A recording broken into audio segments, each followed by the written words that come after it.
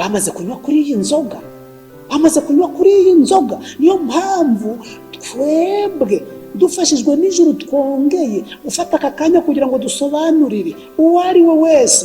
Nyabuneka, ntabwo ari agahato, ndinginga, ndikusaba, nyabuneka ibi bintu mubyumve nk'uko biri, ibi bintu mubyumve nk'uko Mwuka w'Imana yabivuze, kuko nibitaba ibyo, kuko nibitaba nk'uko Mwuka w'Imana yabivuze, iyi Babuloni igakomeza ikayobya amahanga yose. Ibyahishuwe 15 na 16 ngo harimo agacuma k'umujinya w'Imana. Ugacuma nimureba neza, nimusoma neza, muzasanga kazahera kuri Babuloni na ba nyirayo.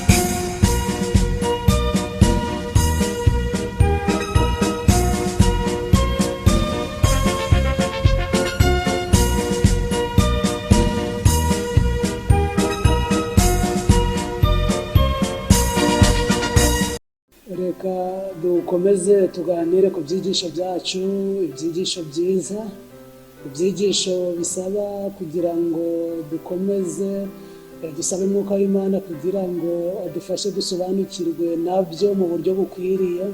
Yaba urumva, yaba uravuga, twese dukeneye gufashwa n'Imana kugira ngo twumve ibyo dushakaho. Cyakoze ntabwo biri gukunda koroha kubera ko na Satani yahagurutse, akaba ariyo mpamvu abantu benshi bashobora kumva ibintu ntibabyumva mu buryo bukwiriye, abandi baba bagiye kwemera ukuri bati ntabwo ariko ahubwo ni impamvu runaka, ugasanga ibintu byagiye birivanga. Umuntu igihe cyo kwemera ukuri ugasanga habonetsemo n'impamvu yo kutakwemera, kandi byakagombye kumvikana nk'uko biri, kuko igihe Uwiteka azaba ari guca amateka nk'uko tubizi cyangwa uko tunabyizera ko biri kuba ubu ngubu, ntabwo abantu benshi bazi ko buri wese azifatira umwanzuro. Ntabwo abantu benshi bazi ko buri wese mu icarubanza riri kubera mu ijuru, buri wese umugabo ari kwinjira umugore akabaretse, umugore kandi agakurikira, buri wese akabazwa ibye. Hari abantu bazi ngo mu icarubanza riri mu ijuru abantu bazaja barinjira nk'uko binjiraga bagiye gusenga, abandi bazi ngo bazinjira nk'uko binjiraga muri korari, abandi bazi ngo bazinjira nk'uko binjiraga mu cyumba cy'amasengesho, abandi bazi ngo bazinjira nk'uko ubucuti bwabo buri, nk'uko basurana, nk'uko bagira ute. Ntabwo ari byo, n'ubyigisha arabesha.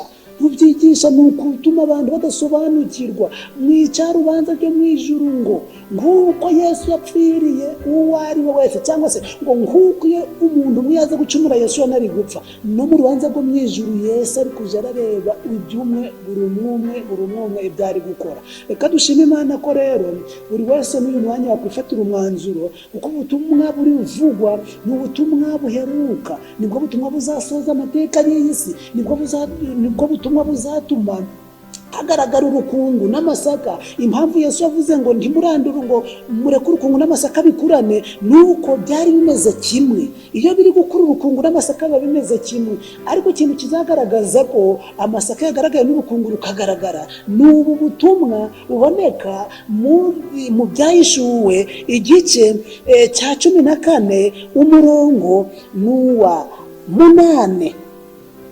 Ibyahishuwe igice cya 14 umurongo wa 8 aravuga ngo marayika wundi wa kabiri akurikiraho ati iraguye Babuloni, wa mudugudu ukomeye wateretse amahanga yose inzoga, ari izo ruba ry'ubusambanyi bwawo.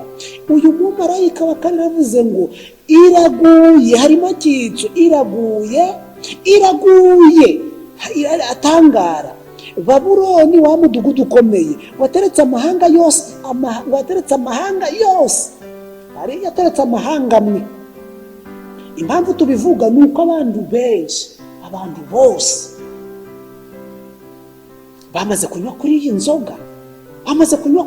nzoga, niyo mpamvu twebwe dufashijwe n'ijuru twongeye ufata aka kanya kugira ngo dusobanurire uwo ari we wese. Nyabuneka, ntabwo ari agahato, ndinginga, ndikusaba, nyabuneka ibi bintu mubyumve nk'uko biri, ibi bintu mubyumve nk'uko Mwuka w'Imana yabivuze, kuko nibitaba ibyo, kuko nibitaba nk'uko Mwuka w'Imana yabivuze, iyi Babuloni igakomeza ikayobya amahanga yose.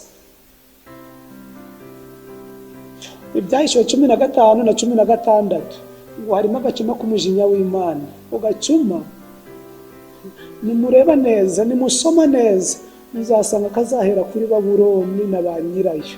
Kandi abantu benshi bavuga ngo Babuloni, dore ubundi ikibazo kitumvikana neza ni iki kumenya Babuloni n'inzoga. Babuloni n'inzoga. Ubundi ushaka kwiga Babuloni neza uyihera mu mizi. Uyihera mu mizi nawe iyo ugiye kuyiga ugatangira ukavuga ngo Babuloni singwa ni mu mateka ngo ni muki, biragorana. Babuloni kugira ngo uyige neza ni ugufata igitabo cy'Itangiriro igice cya 11 ugatangira ugasoma ukavuga ngo Imana inyuranye indimi z'abantu. Kubera iki yari inyuranyije indimi z'abantu? Ikibazo cyo kibazo reka tukumve impamvu yacu n'igisubizo cyacu. Ngo isi yose na Babuloni ni mu Byahishuwe 14 ngo yayobeje amahanga yose. Hano yagiye kujaragenda ngo yose yose. Reka twumve ko Uwiteka agaragara muri yose no kuba Babuloni igaragara muri yose. Isi yose yari ifite ururimi rumwe n'amagambo amwe.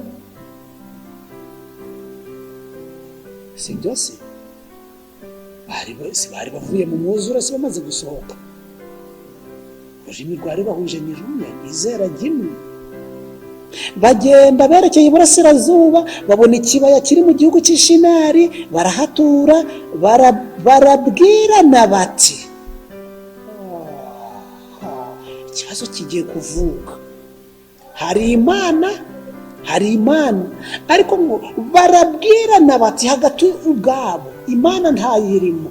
Barabwirana bati mureke tubumbe amatafari tuyotse neza.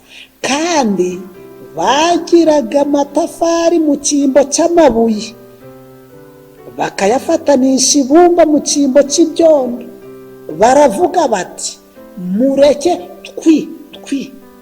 twiyubakira umudugudu n'inzu y'amatafari ndende izagere hejuru kugira ngo twibonere izina rimenyekana, twe gutatanira gukwira mu isi yose.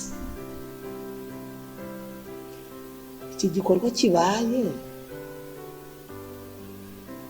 hari aho kigeze kivuga ngo Imana ibidufashemo. Iki gikorwa kibaye hari aho bavuze ngo twiyirize. Iki gikorwa kibaye hari aho bavuzemo ngo ni ko Uwiteka avuga. Iki gikorwa kibaye tibavuze ngo bizamukire ngo bagere hejuru. Ariko uyu mudugudu ngo nubwo bayubakaga ngo ni impamyi aba bahungu baturuka kuri Nowa bari bafite, bavuga ngo ubwo Imana yarimbuje amazi, reka twubake umudugudu muremure noneho uruta ya misozi yarengewe n'amazi. Twebwe turenze urugero, nitumara kurenza iyo misozi nubwo Imana yakongera kurimbuza amazi izasanga turi hejuru. Ibintu byatumye iki kintu kiba kwishyira hejuru, gupinga Imana. Ngo Imana ngo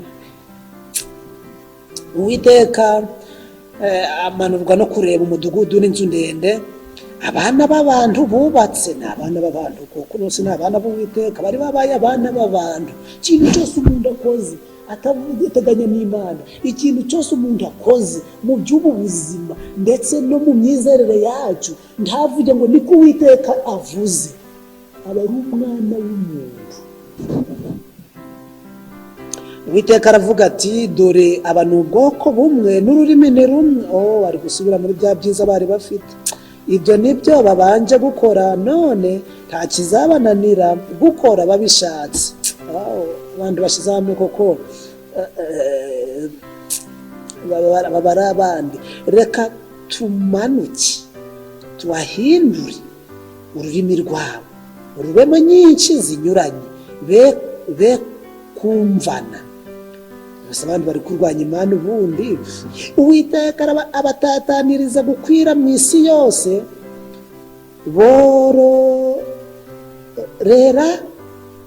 barorera kubaka wa mudugudu. Nicyo cyatumye witwa Babeli cyangwa Babeli. kuko ari Uwiteka yahinduriye ururimi rwabo mu isi yose rukavamo nyinshi zinyuranye, kandi ariyo yabakuriyeyo akabatataniriza gukwira isi yose. Uwiteka ahangaha burya ikintu cyose umuntu akoze iyo atarebye ngo niko Uwiteka avuga, hari igihe yibagirwa agakora ibyo akagira ngo niko Uwiteka avuga. Bari birengagije amateka y'uko Imana yari yavuze mu itangiriro ngo nuko mwororoke mugwire isi. Bo baravuga ngo twiyubakire tube hamwe ntituje kure. Ntibarwanyije Imana mu tuntu tworoheje.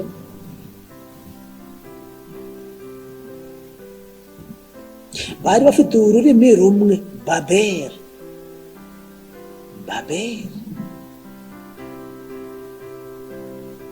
Kuvuga ngo ni irembo ry'Imana imwe, Babeli.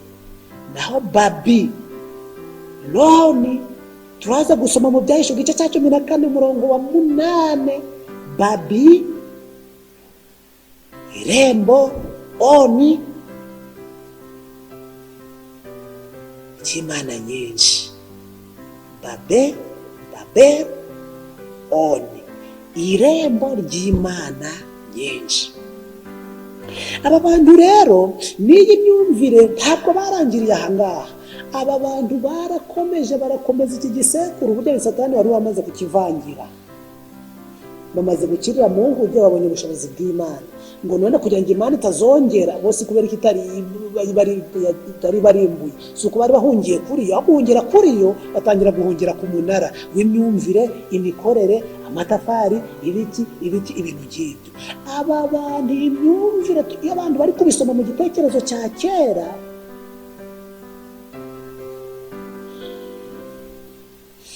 bumvaga ari inkuru rwose yafasha, bumva ari inkuru rwose ifite icyo yigisha.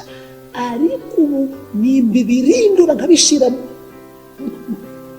muri iyi si ya none, ni ibyanditswe bibirindura, ni ibyanditswe bigiye kubyibirindurira, ni bibirindura bikabishira muri iyi si ya none.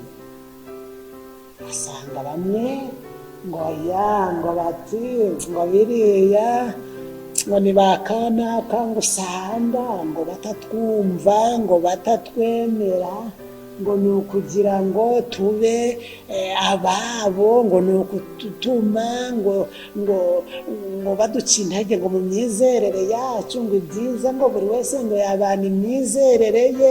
Kandi ni Babeli bari bafite kwizera kumwe n'Imana imwe n'iki byose. Ariko iyo bibaye Babuloni, n'ibyo bisubizo bigenda bikurikiraho. Reka tugende rero. Abantu benshi bifuza ko amateka yakomeza kuvugwa mu gihe cyashize. Nta muntu bifuza ko amateka ya kera yasoma muri iki gihe uko ameze. Iyo yavuze n'uwari inshuti birahagarara. Iyo bivuze n'uwo mwumvikanaga bivamo. Iyo bivuze ati amateka niko cyari ameze, none ubu ngubu niko cyameze. Yasenga byangaya akavuga ngo tubisome gutyo. Abantu benshi basaba ngo ubutumwa busomwe gutyo, ntagire ikintu kiyongeraho, ntagire ikintu gisobanurwa nk'ubu ngubu. Ariko ni Satani biri inyuma kugira ngo bidasobanuka. Byamara gusobanuka, iyi Babuloni karirwa nk'uko Imana yatanije bano bantu asobekeranije indimi, yamara kuzisobanya kibumvikane ku bikoresho. Mwati mbitafara akamuhibuye, mbumwika akamutera ibuye, basima akamukubita ikinombore cy'itafari.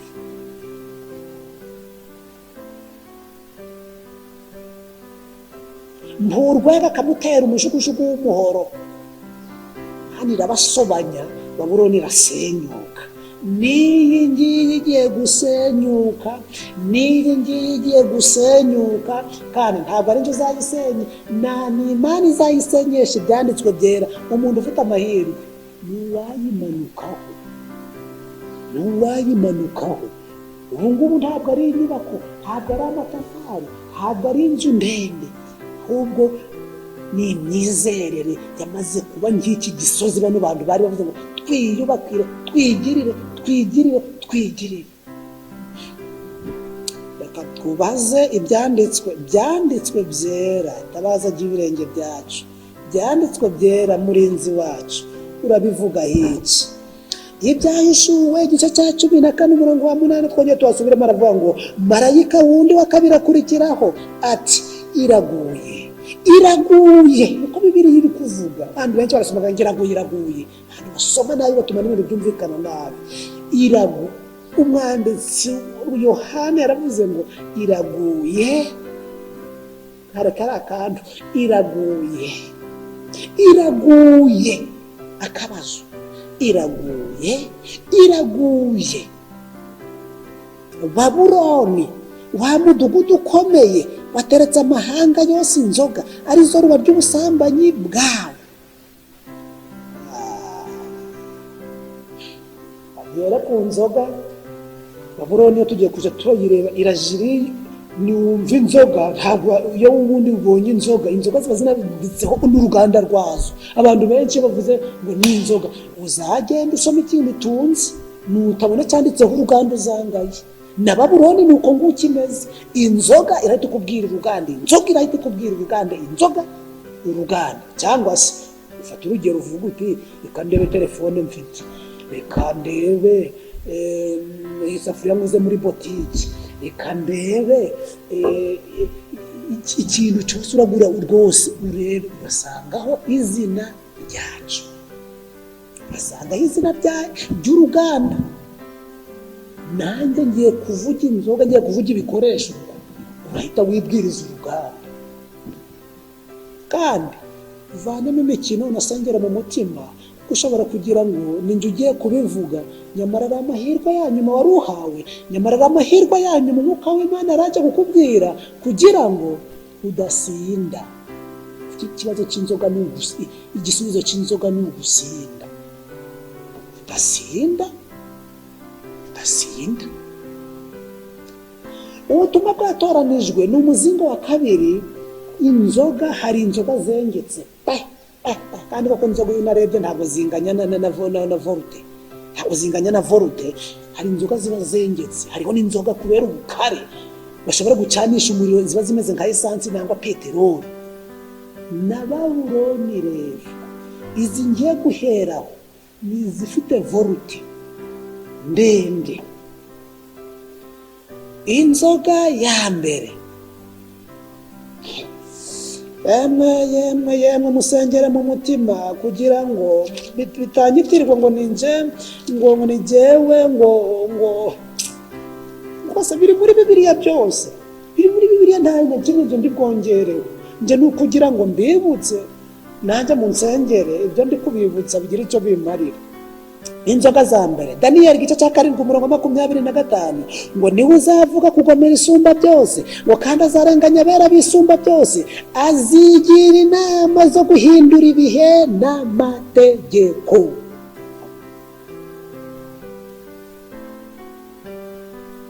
Azigira inama zo guhindura ibihe n'amategeko. Inzoga yengetse ya mbere ni uguhindura amategeko. Wumva n'ibyanditswe se amategeko yahindutse ati. Ruka muganga, Ruka yari umuganga. Ruka muganga uri hehe? ubivuga huti. Ruka igice cya 4:16 haravuga ngo, Ruka igice cya 4:16 aravuga ngo Yesu ajya i Nazareti iyo yarerewe, ku munsi w'isabato yinjira mu isinagogi nk'uko yamenyereye, arahagarara ngo asome. Umuntu azahindura ibihe n'amategeko. Yesu yinjiye mu isinagogi ku munsi w'isabato kw'akamenyero cye. None ubu ngubu amasabato yabaye angahe? Bamwe baracyemereye isabato Yesu yasengagaho, abandi bayishize ngo ku cyumweru. No muri Bibiliya ushaka gukubita impapuro gutyo ukashakamo ngo ku cyumweru. Ntabwo ushobora kuhabona, ahubwo ni abantu bahimbye ngo ku cyumweru, ariko ubundi yari wa mbere w'isabato. Matayo 28, reka tubaze Matayo, ni handitswe ngo umuntu naje arakubwira ibintu uje mubwira ngo byanditse he, natakubwira aho byanditswe, shamubwira ngo indyarya zihimwa n'indyamirizi. Naje mubaza ati byanditswe ukabona arahabuze, shamubwira ati burya indyarya zishobowe n'indyamirizi. Indyarya iti ndaza kugusura, iraza se? Indyamirizi ati sha nanjye imbona mbyutse, maze umwe akicara barategereje ngo ndaza, undi mu buriri ubwo rero kugira ngo ndabyuka. Indyarya ihimwa n'indyamirizi. Shambaza ngo byanditswe he? Nuko umunsi w'isabato ushize, ku munsi wa mbere w'iminsi 7 umuseke wenda gutambika, Mariya Magadalena, Mariya wundi baje kureba cya gituro. Iyi sabato ishize ntabwo abantu benshi bazi ko ari umunsi wa mbere utangiye, ahubwo umunsi wa mbere bawufata nk'umunsi wa kabiri, umunsi wa kabiri bakawugira umunsi wa gatatu. Si uko nguko amategeko y'Imana yahinduwe, akaba ariyo nzoga yengetse nababwiye. Ubu ntabwo muri kumva uruganda uko ari rwo. Telefone ujagura ukuyemo bateri cyangwa ukareka kugira ufunike inyuma, ubona byanditsweho ngo made in China, ko yakorewe mu Bushinwa. Ibindi n'ibindi ukabona byanditsweho gutyo. Ni Bibiliya mfite yanditseho ngo Bibiliya ijambo ry'Imana, nta kintu kiba kiriho kidafite uwagikoze n'uwacyanditse. Ntabwo muri kumva ko Yesu yamenyereye gusenga ku sabato. Daniyeli ati umuntu uzaza muri Daniyeli 7:25 ngo azahindura ibihe n'amategeko. Ntabwo iyo nzoga iri kumvikana. Ntabwo iyo nzoga bisaba amashuri, iyo nzoga bisaba amafaranga, iyo nzoga biri kumva bisaba kuja mu masengesho ukiriza kugira ngo ubyemere. Hari ikindi byongeyeho.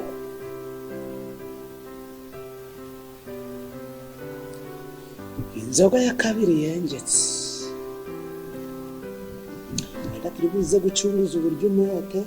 Hari ikintu muri buze kubisoma mu gitabo cy'ubutumwa bwatoranijwe page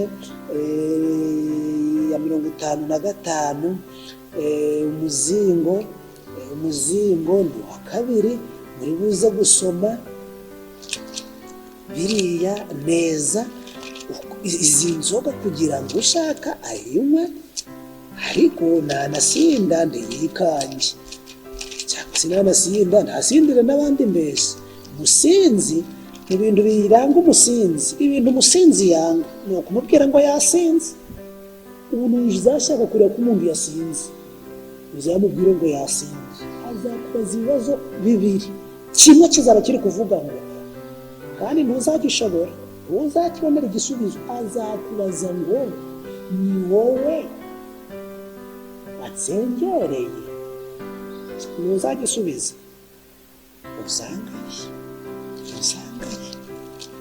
Inzoga ya kabiri rero, reka twihute, ni inzoga ivuga kudapfa kwa roho. Abantu benshi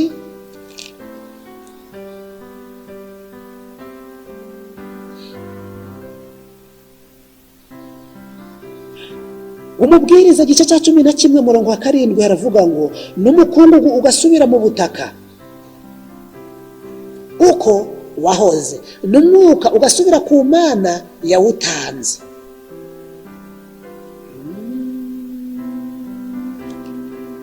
Abantu benshi bagenda kuri risomo ngo none ukubona iki kibiri kitagiye mu butaka, hanyuma umwuka ukagenda, sinzi uko bawubona, cyakoze nabyo nzabikorera ubushakashatsi cyangwa namwe muzamfashe, ngo n'umwuka ukajya kuba wutanze. Ese Imana utamenya amateka, umuntu atazi amateka, kwirirwa arayibigenda ushaka gusobanukirwa n'iri somo. Reka mpere mu buzima bwacu bwa buri munsi, muzaje gushaka umucurabwenge, abacurabwenge nabo bita abafilozofe. Umufilozofe witwa Plato. Uyu nguyu niwe wabivuze muri 428 kugeza muri 347. niwe bazamuye iri somo ngo umwuka ukazamuka ugasubira kuri nyirawo wawutanze, ngo mutareba ko umwuka uzamuka burya, ngo umwuka rero ngiye ugezeyo ngo ntabwo birangiriraho. Ariko mwumve icyo Babuloni icyari cyo, mwebwe murahita mumenya uruganda cyangwa se idini. Wenda hatagira avuga ngo uruganda ni iki, idini.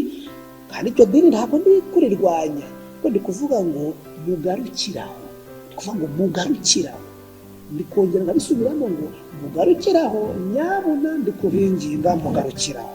Reka mwumve Itangiriro igice cya 3 umurongo wa 4. Hano haravuze ngo, amabwiriza aravuze ngo umukungu ukajya mu gitaka, hanyuma umwuka ukazamuka. Paratati, iyo umwuka uzamutse ntabwo birangiriraho, ushobora no kongera kumubwira ngo nyabuneka ngo ko wapfuye mvugize gutya ngo nta kundu wanyaranja ngo hanya Plato aba ari gushyiraho ubwo busobanuro. Kuzamuka si ikibazo, gusobanura ubundi bwongerwaho. Mwumva uko Uwiteka yari yaravuze. Itangiriro 3:4, iyo nzoka ibwira umugore iti, iyo nzoka wumve Satani ibwira umugore iti gupfa ndi muzapfa. Roho nigeze hahandi hari ukuntu. Babuloni ntaho yagiye, pour dire Satani ntaho yagiye. Bisubiye bivuze ngo inzoka ibwira umugore iti gupfa ndi muzapfa.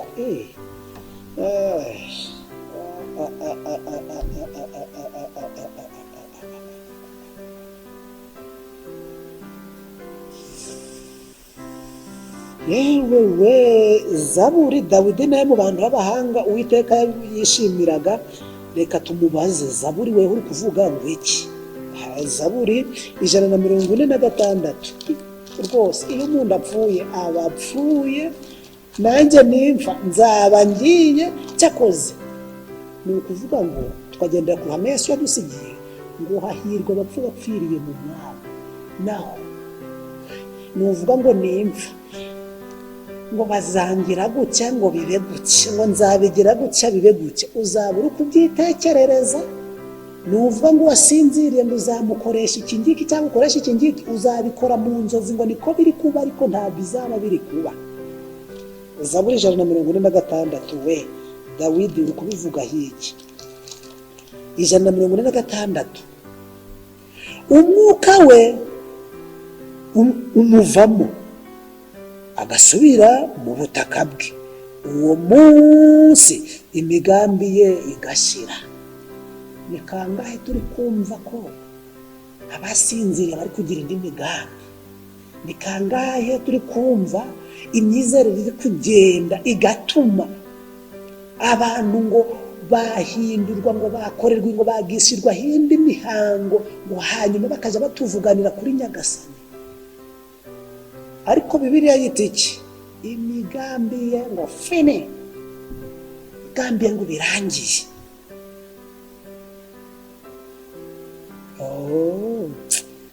Akaba aragiye disi. Yesaya 26 umurongo wa 19, 26 umurongo wa 19 ngo iki? Haravuga ngo ababo bapfuye bazaba bazima. Bivuze ko ubu ngubu nta mivugano nabo. Intumbi z'abantu banje zizazuka. Abantu basinziriye, abantu basinziriye ni ukuri bararuhutse, nta wundi muhango ugomba kubakorerwaho. Ababa mu mukungugu mwe nimukanguke muririmbe, kuko ikime cyawe kimeze nk'igitonda ku byatsi, kandi ubutaka buzajugunya abapfuye. Kandi umuntu ari gusinzira, kandi usinzira ni uwizeye, n'abandi ni ugupfa.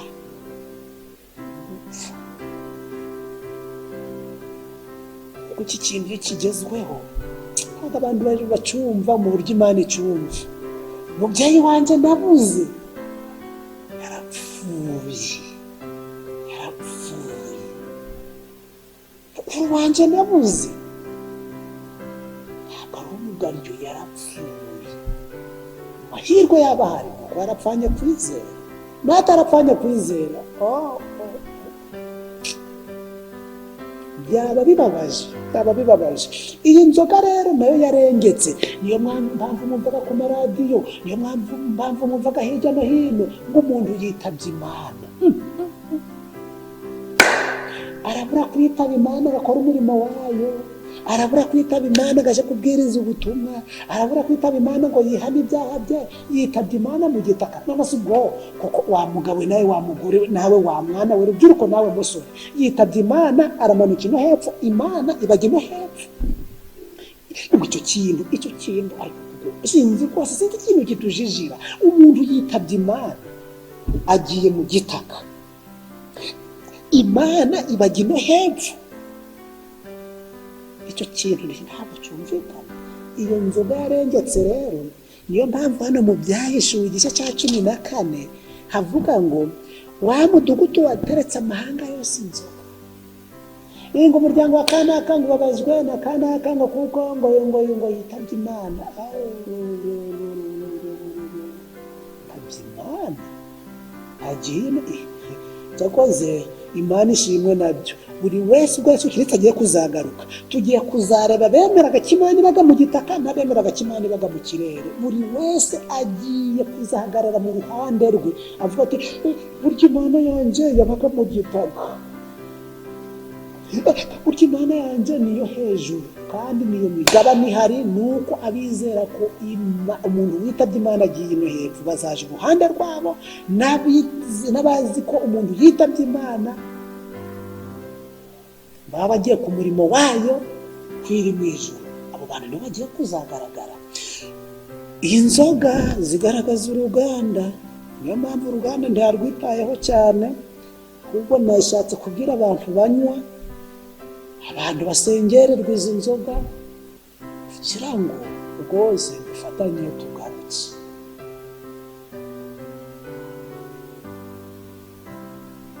Kubera izi nzoga rero, ubu izi nzoga uko ari ibiri, guhindura isabato ikaza ku cyumweru no kunywesha abantu iyi nzoga ku byerekeranye n'inyifato umuntu agira yapfuye, cyangwa ari umuntu yapfuye, n'inyifato umurambo ugira.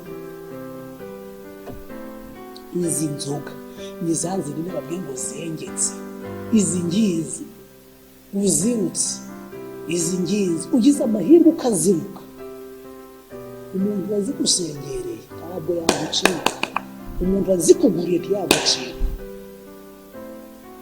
Ndakurahiye ari ikibazo kirimo, ni intambara kubivuze, ni intambara kubyemera, ariko Mwuka w'Imana fasha abana bawe bumva iki kintu neza. Tugiye kureba rero izindi nzoga z'inkorano. Hari inzoga ziva mu ruganda n'inzoga z'inkorano, ariko nazo ziba zifite imiryango ziba zakorewemo, ziba zifite n'uwazikoze ibintu nk'utwo, ariko ni inzoga z'inkorano, ni kubigira ngo ni inzoga z'inkorano, izo ziri hasi abantu benshi banywa. Inzoga muraza kubisoma mu gitabo, ntabwo cyari cyaboneka mu Kinyarwanda. Ni igitabo cyitwa Les Apérés et les Oris, abahamagawe n'abatowe, ngenekereje mu Kinyarwanda. Ni igitabo cyanditswe na Mark, ni paji ya 99. Yongeye gusoma ibyanditswe neza, arondora n'izindi nzoga ziciriritse. Abantu nabwo bagomba kuruka, ndibuvuge ko ni igitabo kiri mu Gifaransa, ndabivuga mu Gifaransa, ariko nanone nuko binakoreshwa no muri urwo rurimi. Muzaja kumva mwumve, kandi kayoga kagakorana cyitwa ngo purgatoire. Ahantu bababwiraga mu rurimi rw'amahanga, ariko ubundi ngo ni ahantu umuntu yerezwa ngo kugira ngo yinjire muri paradizo y'Imana. Ariko waragize ute? Yarapfuye cyangwa se ariho. Ngo ni ahantu umuntu yerezwa, njikorera ibyo nshaka, njiba, ngasambana, ngatukana, ngaroga, njifuza, njica isabato, nkagira ibigirwamana, narangiza ngo nimpfa nzanyura muri purgatoire, hanyuma nezwe. Kubera ko bagushyizemo ko iyo umuntu apfuye hari ibindi biba, ya nzoga yaturutse mu ruganda, ugahita nawe ubyizera gutyo. ngo nimfa ngo hari marayika uzanyeza, ariko ibyanditswe byo byamaze kuvuga ngo imigabo n'imigambi babishiriyeho, bavuze ngo bavuga karangiye, imigabo n'imigambi ngo babishiriyeho. Akandi kayoga ngo nako bita indulgence. Indulgence ni uburyo bw'inyoroshyacyaha. Umuntu yaba yakoze icyaha akaba afite ukuntu yasabirwa, akaba afite ukuntu amagambo bagerekaho, barangiza ayo magambo akaba yatuma icyaha cyoroha, ukaba wanatanga ituro, ukavuga uti reka ntangire ituro iki cyaha cyoroha. Icyaha kitaturiwe uwagikoze, icyaha kitaturiwe Yesu Kirisito, nuko kujijisha kiba kikuriho tikizakuvaho. Ikibabaje nuko ku munsi w'amateka uzava ngo dore kiracyakuriho, uvuga uti none rya turo natanze ija kuribaza uwo warihaye, ariko ngiki kiracyakuriho. Uzamukura he? Nawe azaba ari gusya ku bitirano, nawe azaba ari kureba ibisubizo byazatanga.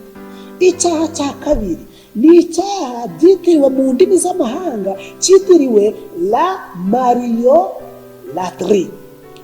La mariolatrie, mariolatrie ni yabagiye gusomya abantu izi nzoga, akenshi bakunze kubishyira mu ndimi z'amahanga kugira ngo abantu batabyumva neza. Nje niyo mpamvu uri kubisobanura kugira ngo buri wese abyumve. La mariolatrie muri kumvamo ijambo Mariya. Mariya rwose tubyariye umucunguzi. Mariya yumviye ijambo ry'Imana abyara Yesu. Mariya yakoze neza kuko n'aba Daniyeli babigenje,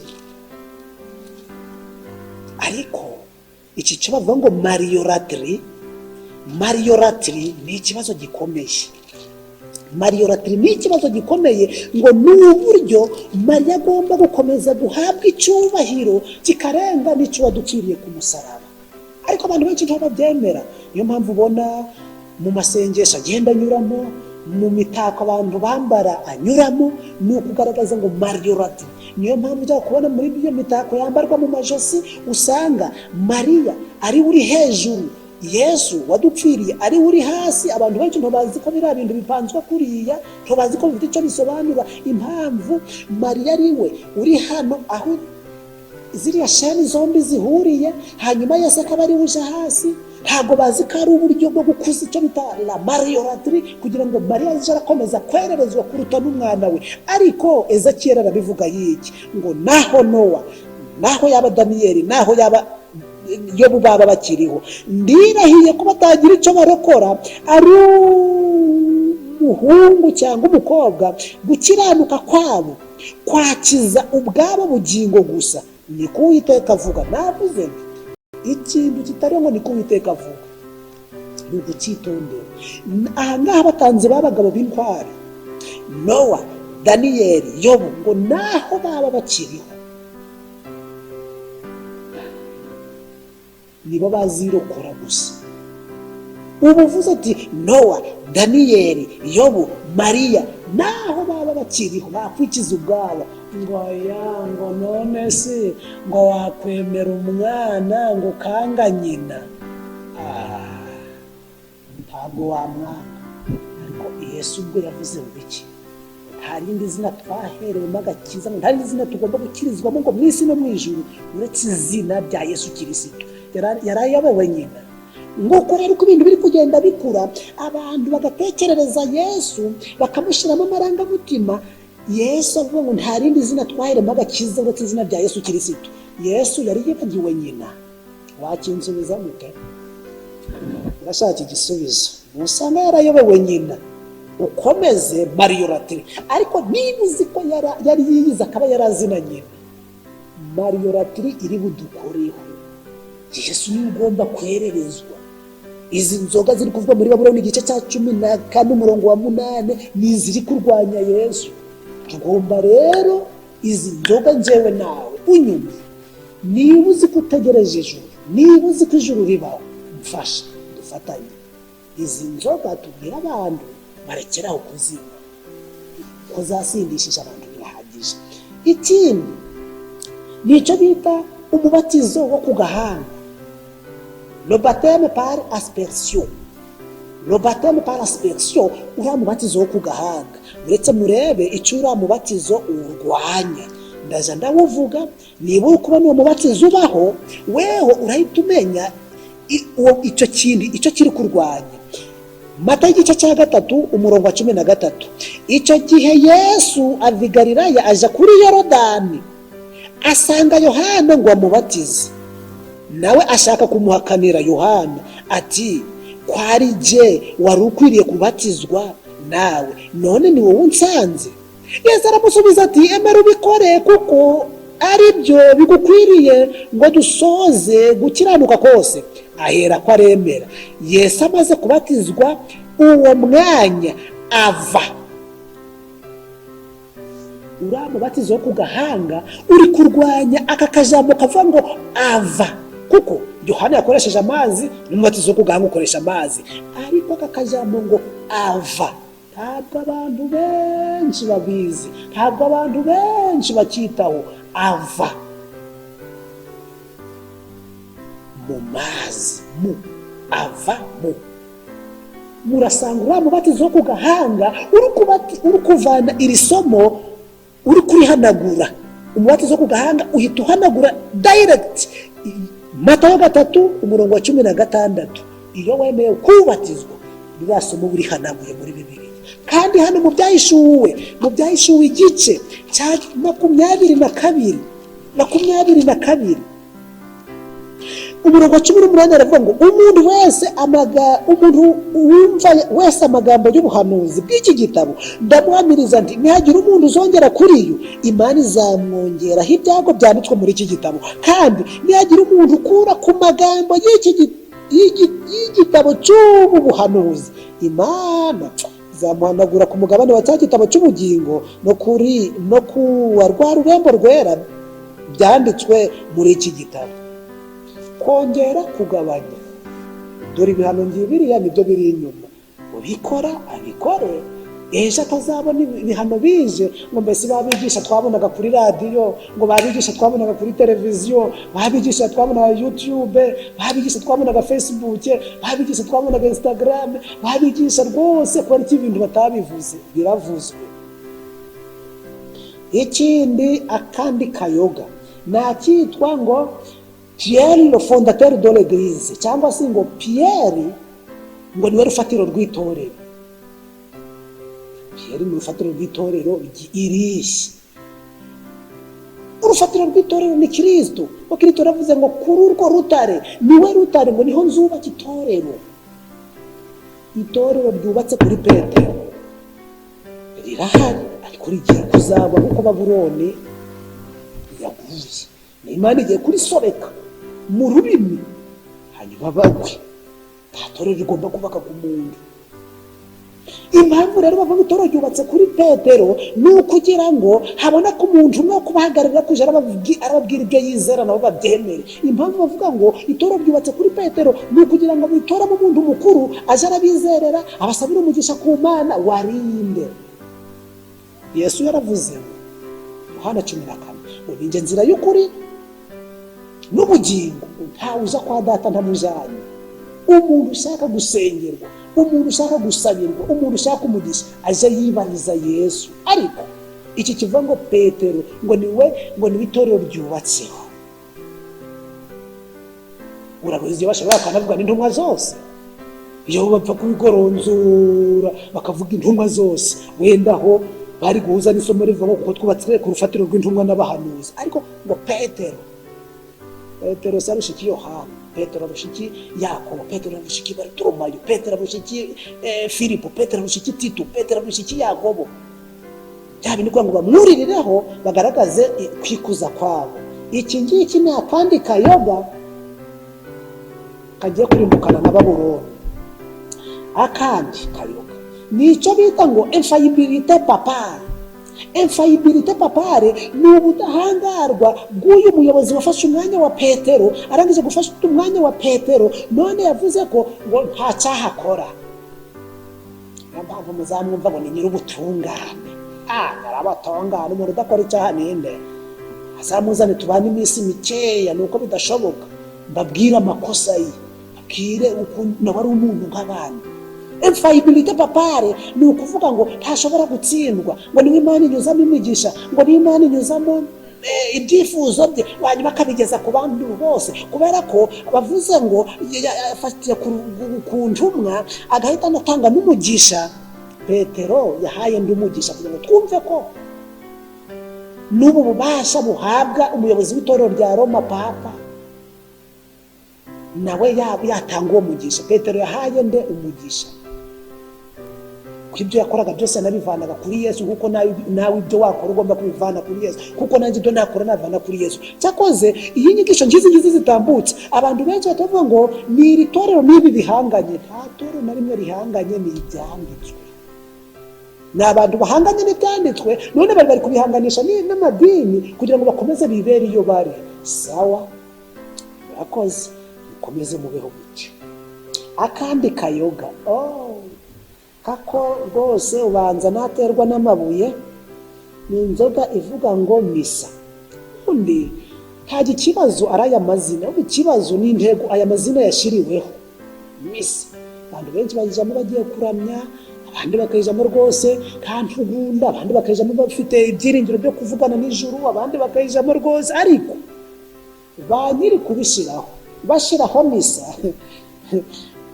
abantu bazi Icyongereza bazagenda bashaka igitabo cyitwa ngo The People's Manual, The Holy Sacrifice of the Mass.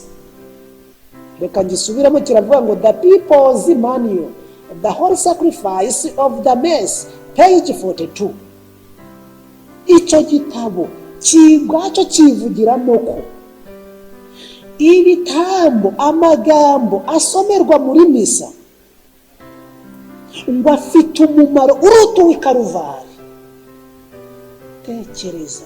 Cyakoze Imana ishimwe ko abantu benshi batari babizi, ariko uyu munsi kuba babimenye ngo ibisomerwa muri misa ngo bifite agaciro cyane biruta igitambo cy'i Karuvari. Komeza ubyizere, nta kibazo, ariko urabimenye. Hari ikindi bita la transubstantiation. Transubstantiation ni indimi zigenda zagiye zirakoreshwa. Iki cyo ngo gikora muri cyagiye hatanga umugati ndetse na divayi, aho abantu bababwira ngo uyu mugati ni Yezu, ni umubiri wa Yezu, ngo bien, ngo naho aya divayi ngo ni amaraso ya Yesu, ngo nyayo. Abantu benshi babibaha niko gahunda iri, ariko ntabwo ari byo. Kiriya ni ikigereranyo. Ikindi giteye ubwoba ni ikivuga ngo ni bibiri bisigaye, hasigaye icyitwa ngo la confession de péché au prêtre, kwihana imbere y'umuyobozi ukuyobora, ero kirite des idoles, no guhereza icyubahiro ibishushanyo.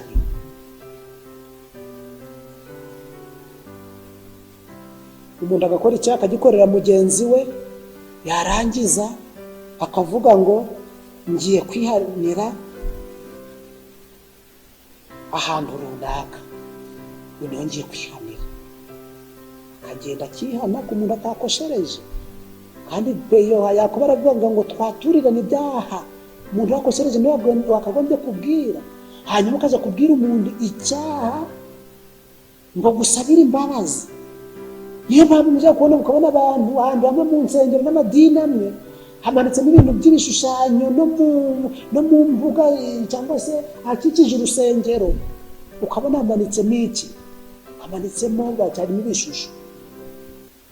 Umuntu yagera mu rusengero imbere y'ishusho ukabona yifashe neza rwose n'umutima mwiza, kandi ibi bintu abikoreye imbere y'icyo gishusho. Si kirumva umutima mwiza uvanye mu rugo, agombye kuvuga ati uyu mutima Yesu ukomeze kuwureba, ariko kugira gutya icyo cyubahiro ntabwo ari icyo kintu. Niyo mpamvu rero iyo barangije kwihana, nababwiye yuko amadini menshi akunze kujijisha abantu, akenshi anakunze gukoresha indimi z'amahanga. Ntabwo akenshi bakunze kuvuga ngo ibyaha byawe urabibabariwe, kugira ngo batabazwa ngo ibyo byaha tubabariye ko ari Yesu wababariraga ibyaha, weho ninde waguhaye izo nshingano. Ahubwo bakoresha amagambo y'ikilatini avuga ngo ego ete observo epicatis tuis. Akakubwira ayo magambo ukumvise umubarira kubera kirimo kubwiye ego ete observo epicatis tuis. Bivuga ngo ibyaha byawe urabibabariwe, akubabariye kandi wamucumuyeho. Niwe Yesu se. Iki hari abashobora kuvuga bati gitwaye iki, uretse mwumva isomo kiri guhanagura. Matayo igice cya 6 bise iki kintu gise kirihanagura. Yesu ati iki? Yesu yaravuze ngo mwebwe nimusenga ntimukavuga amagambo muyasubiramo hato na hato kuko abapagani bagira, bibwira ko kuvuga amagambo menshi ari byo bituma bumvirwa. Umurongo wa 8 nuko ntimugase nabo uko so azi ibyo mukenye mutaramusaba. Umurongo wa 5 tuwusubireho no wa 6. Umurongo wa 6, Matayo 6 umurongo wa 6 ngo weho nusenga uje winjira mu nzu, ubanza ukinga urugi, uhereko usenge so mwihereranye, nuko surabe byiherereye azakugororera. Bya bintu dukora by'ibicumuro n'ibyaha twiherereye, tugomba kujya kubwira Imana twiherereye. Nahide kuja imbere y'abayobozi barangiza akakubwira ngo ego ete observo epicatis tuis, ngo ibyaha byawe urabibabariwe. Arakujijishije ngo urabibabariwe, ariko umenya ko byikoreye n'amagingo ye. Niyo mpamvu icyigisho cyacu cyavugaga marayika wa 2 n'izi nzoga zatumye Babuloni cyangwa se abantu bose bayoba. Nta tugiye kugisoreza, ushaka komeza zinywe, ushaka zirake, ariko icy'ingenzi uvuga uti niba ngiye gukomeza kuzinywa, Ibyahishwe 15 n'Ibyahishwe igice cya 16. Igice cya 15 n'igice cya 16 harimo agacuma cy'inzoga y'umujinya w'Imana kagiye gufungurirwa aba bantu biyemeje guhanaguza Bibiliya y'imyumvire n'imikorere yabo. Reka rero ntabwo ibicyigisho gitegurwa kwari uguciraho iteka abavandimwe n'inshuti zacu, abo kwari ukubaburira kugira ngo ubishaka ubyifuza abyihane, kandi biracashoboka kubera ko Yesu Kristo akiri ku ntebe y'imbabazi. Reka dusabe Mwuka w'Imana abidufashemo. Reka dusabe Mwuka w'Imana aduhe umutima woroshe, tubyumve nk'uko biri. Ibi ntabwo ari guhangana kw'amadini, ntabwo ari guhangana kw'abantu b'Imana, ahubwo ni ugufashanya mu byerekeranye n'uru rugendo. Ko Satani yarahagurutse agameze nk'intare yivugisha ko yaconshomera, utazagenda mu mubare waconcomewe na Satani, utazagenda mu mubare waconcomewe na Sekibi, ahubwo twemere ijambo ry'Imana nk'uko riri, turyemere kuko niryo rituyobora, niwo mucyo umurikira intambwe z'ibirenge byacu. Reka twumvire uyu mumarayika kugira ngo natwe azatubone nk'iminyago. Ibyo nibyo nasaba, nanjye ntisize nsabira uwo ari we wese unyumva, nsabira imiryango yacu kugira ngo tubyemere kuko marayika ubwo yabyivugiye, kandi ndakabuza tuzabona ubugingo buhoraho nidukora ibihuje no gushaka kw'Imana. Ibyo nabasabira nanjye ntisize mu izina ryiza rya Yesu Kristo. Amen.